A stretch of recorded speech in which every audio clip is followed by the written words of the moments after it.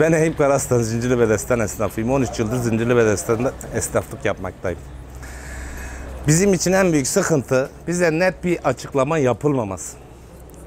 8 ay oldu depremden bu yana. Çarşımız orta hasarlı.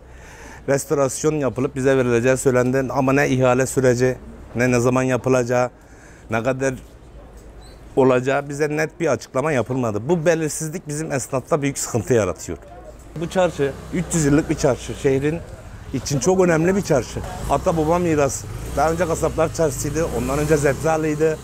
Yıllardır bu şehre hizmet eden bir çarşı. Adım Mehmet Şahan, Gaziantep Zincirlibedesten esnafıyım. 6 Şubat depreminden sonra yaklaşık 4 ay süresi zarfınca işsiz kaldık. Dükkanımızı açamadık. Hasar olduğu için işlerine giremedik. Son 2 aydan beri sağ olsun Gaziantep Büyükşehir Belediye biraz yaramıza merhem oldu. Esnafımıza bu standları yaptı. Ama şu gün olmuş hala Zincirlibedesten'in ne zaman biteceğine dair bir durum söz konusu değil. Bir tabela asmıyorlar. İhale süresine kadar onun hakkında hiçbir bilgimiz yok. Yaklaşık 3 yıl 4 yıl süreceğini de söylüyorlar. Ben burada şunu belirtmek istiyorum. Gerçekten buradaki kendi adıma değil bütün esnaf adına 74 tane kardeşimiz, esnaf arkadaşımız mağdur.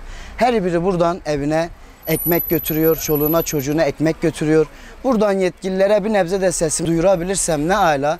Bunun için bir çözüm üretmelerini öneriyorum. Yani buraya öncelik alabilirlerse, erken bitirebilirlerse hem Gaziantep adımıza hem de esnaf adına çok güzel bir icraat olacağını düşünüyorum yani.